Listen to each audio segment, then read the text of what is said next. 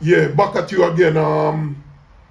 Today I'm going to talk about this golfer back in the 1950s, Ben Stiller, and I'm going to add the clip after this video. And it's amazing how the system always telling black people to forget about slavery and forget about the past. But over the years, you're checking it, the system never forget about the past or nothing. And that's why they, hold on this guy like Ben Stiller, right? They always say lace up your shoes. And them take our shoes or even the lace, right? So, watching this video is like, there's no get around it. I mean, what can you say? There's just so many of these videos. But I'm gonna link this video. You guys watch it and share it, share it to your kids and whoever like this type of content. All right, catch you another. He wasn't a champion, but he changed the game forever. He never held a major trophy, but he held something far heavier: the courage to confront a world that refused to see him. In 1952, at a quiet course in San Diego, a small man in a flat cap stood between the crowd and the first tee. He did not shout, he did not move, and for a few suspended minutes, the entire tournament stopped. The officials wanted him gone. The photographers kept their lenses steady. And behind him, heavyweight champion Joe Louis waited, uncertain whether to play. The man's name was Bill Spiller, a railway redcap from Los Angeles who dared to challenge the color line of golf. He had no sponsors, no caddies, no cheering galleries. Only a question that echoed across the fairway: why was he not allowed to play? The PGA called him a troublemaker. The press labeled him the most hated man in golf, but every great story begins with someone the world tries to silence. Bill Spiller didn't come to golf to win trophies. He came to claim the right to stand on the tee. His swing was steady, his voice quiet, and his cause louder than any driver ever struck. He would take on the sport's most powerful institution and lose almost everything doing it. Yet because of him, the rules of golf would never be the same again. This is Bill Spiller, the man the PGA tried to silence and history refused to forget. Bill Spiller was born in 1913 in the small town of Tishomingo, Oklahoma, a place where poverty and prejudice were part of the air he breathed.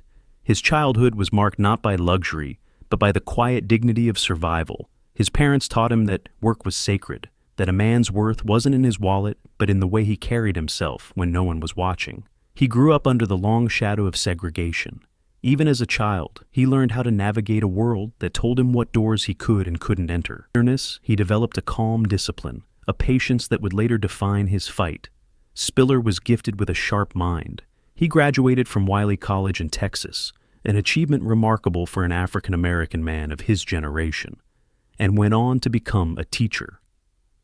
He believed education could break barriers, but soon realized the classroom could not change what the law refused to. When he moved west to Los Angeles, the promise of opportunity quickly collided with the same invisible wall. Teaching jobs were scarce, so he took work as a redcap porter at Union Station, carrying other men's luggage while carrying his own unfulfilled ambitions. It was there, among the noise of arriving trains, that he first heard the sound of a golf ball being struck, a sound clean, distant, and strangely freeing. In that moment, without realizing it, he found the rhythm that would soon rewrite his entire life. Bill Spiller discovered golf not through privilege but through curiosity. After long shifts at Union Station, he would walk past the fences of municipal courses where white men played in pressed shirts and quiet laughter. He wasn't allowed to join them, but he watched from a distance, studying their swings as though decoding a secret language. He found his first club in a pawn shop, its grip worn smooth and the shaft slightly bent. It didn't matter. Each evening he would take that club to the dusty fields near his home and strike battered balls until the sun disappeared. Neighbors said they could hear the rhythm of his swing echoing long after dark, a soft, repetitive sound that carried both defiance and grace. The game became an obsession. Golf demanded patience, precision, and control, the very qualities life had forced him to learn early. He studied every movement, teaching himself the angles of power and the stillness of balance. Where others saw a game of leisure, Spiller saw a discipline of the soul. Because public courses restricted black golfers to play only on Mondays, he used that single day like a holy ritual. He would arrive before sunrise, play until dusk, and leave with hands blistered but heart steady. On those empty Mondays, the fairways were his church, the echo of each shot a prayer for freedom. He didn't have a coach or a sponsor, just willpower and a stubborn sense that golf was more than sport. It was a way to measure equality, one swing at a time. In the stillness of those practice days, Bill Spiller wasn't chasing trophies. He was preparing for a battle much larger than any game. In 1948, the Los Angeles Open welcomed the best players in the world to the glamorous Riviera Country Club. Among them, almost unnoticed, stood a 34-year-old redcap who had just finished carrying luggage the day before. Bill Spiller had fought his way through the local qualifiers, earning a place among legends like Ben Hogan and Sam Snead. Most expected him to last only a few holes. What happened next defied every assumption. On that crisp California morning, Spiller opened his first round with a rhythm that seemed born of patience and purpose. Every swing was clean, every putt struck with quiet certainty. When the day ended, his name appeared on the leaderboard, a score of 68, tied with Hogan himself. The crowd fell silent at first, unsure what to make of it. A man who wasn't supposed to be there had just matched the greatest golfer alive. For one weekend, the color line blurred. The local papers mentioned him cautiously, describing his composure and his unusual calm under pressure. To Spiller, it wasn't calm, it was clarity. For the first time, the game had listened to him instead of shutting him out. That performance qualified him for the next event in Richmond, California, a step that should have marked the true beginning of his career. But when he arrived, officials told him he could not play. The tournament was for whites only. They cited the fine print of the PGA's constitution, which restricted membership and participation to Caucasians. Standing at the gate, Spiller realized that no score, no round, no swing could ever be enough to silence prejudice. The very institution that governed golf had drawn a line through his name. Yet, he refused to disappear. That day at Riviera had shown him the truth. He was good enough. The question now was whether golf itself was. The rejection at Richmond did not break Bill Spiller. It ignited him. For the first time, he realized that golf's barriers were not built of talent or merit, but of rules written to keep men like him out. The PGA's infamous Caucasians-only clause wasn't just a sentence in a book. It was a wall, tall and silent, dividing the game he loved from the life he wanted.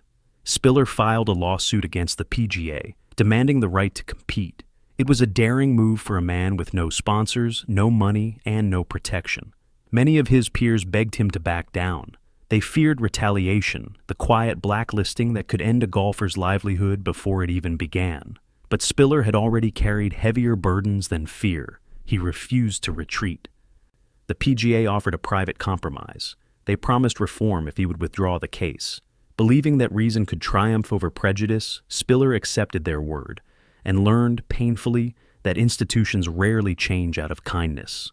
Within months, the PGA rebranded its open tournaments as invitational, ensuring that players of color would never receive invitations at all. The exclusion continued, now disguised by politeness.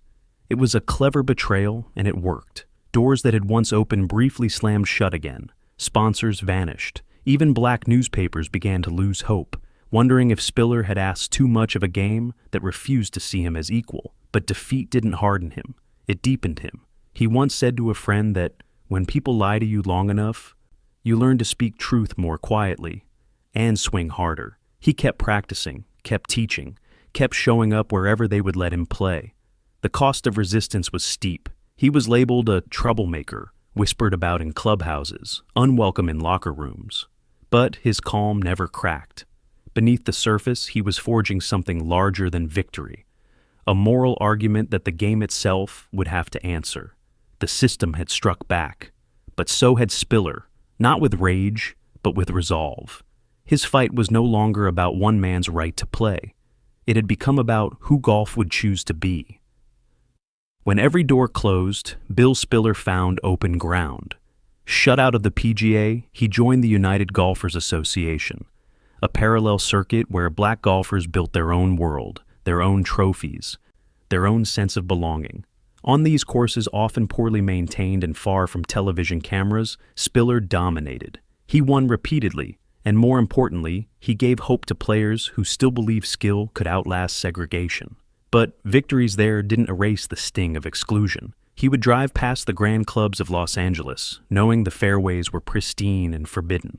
Sometimes he stopped at the gates, just to remind himself what he was fighting for. Then he'd turn back to the municipal course and practice until dusk. His swing stayed smooth, his rhythm unwavering, a quiet act of protest against the arrogance of the system.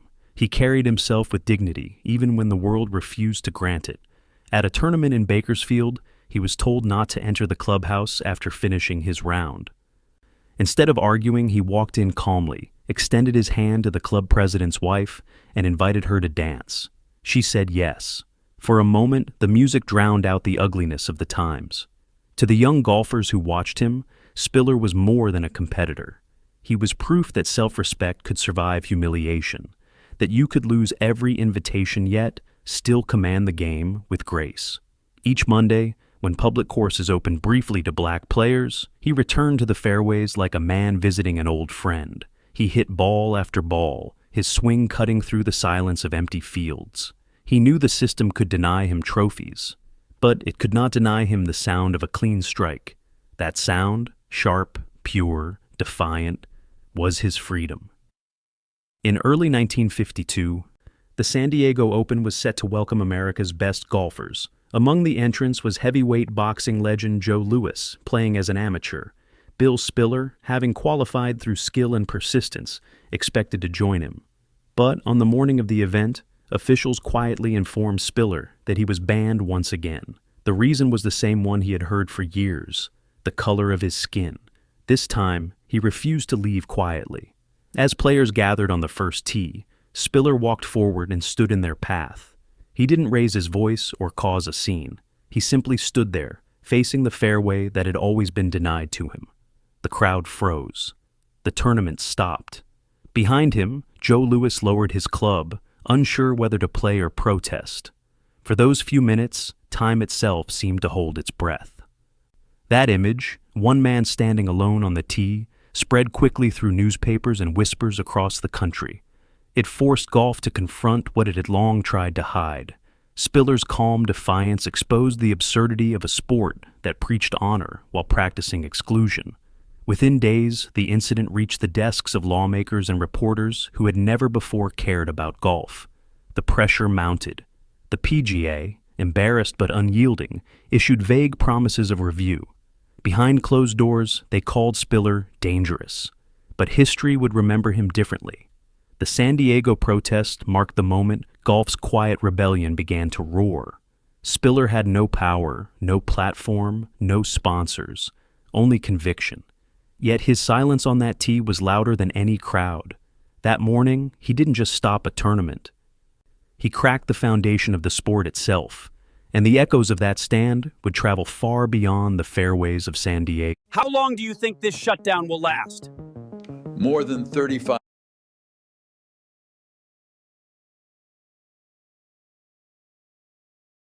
days. Go trade.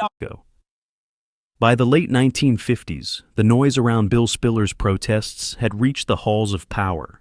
Stanley Mosk, the Attorney General of California, threatened to ban the PGA from using public courses if it continued to enforce racial restrictions.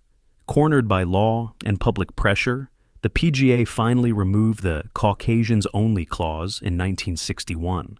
The victory was historic, yet deeply bittersweet. Spiller was nearly 50, his prime years gone, his career sacrificed to a cause larger than himself. He never returned to the big tournaments. The doors he had fought to open were now available only to others. Yet he showed no resentment. In small municipal courses around Los Angeles, he continued to teach children how to hold a club, how to find rhythm in the swing, and how to carry dignity even when no one is watching. Those who met him in his later years described a man at peace, though never indifferent. His hands had grown slower, but his belief remained sharp. He spoke rarely of injustice. Instead, he spoke of patience, of timing, of the quiet power of staying steady. Bill Spiller passed away in 1988, long before the world gave him proper credit. 2 decades later, in 2009, the PGA posthumously granted him membership, a symbolic apology from the same institution that once tried to silence him. But his true membership had already been written, not in paperwork, but in the conscience of the game he transformed forever. Today, every golfer who steps onto a tee, regardless of color, plays in the shadow of Bill Spiller's courage. His name may not echo through highlight reels or championship banners, yet his presence lingers in every fairway that welcomes all who love the game. He never won a major, he never stood on the podium or heard a crowd chant his name. But his quiet rebellion reshaped the rules of an entire sport. The battle he fought was not for medals, but for meaning. To prove that fairness is not a privilege, but the foundation of golf itself. The PGA once tried to erase him, to push his story into silence. Instead, he became the measure of conscience within the game. His stand at San Diego was more than a protest. It was a declaration that dignity cannot be disqualified. Bill Spiller's legacy is not found in records or trophies. It lives in the freedom to play, the fairness of competition, and the idea that courage, once shown, never fully disappears. His swing may have faded, but the sound of it, that clean, defiant strike, still echoes across the game he refused to abandon.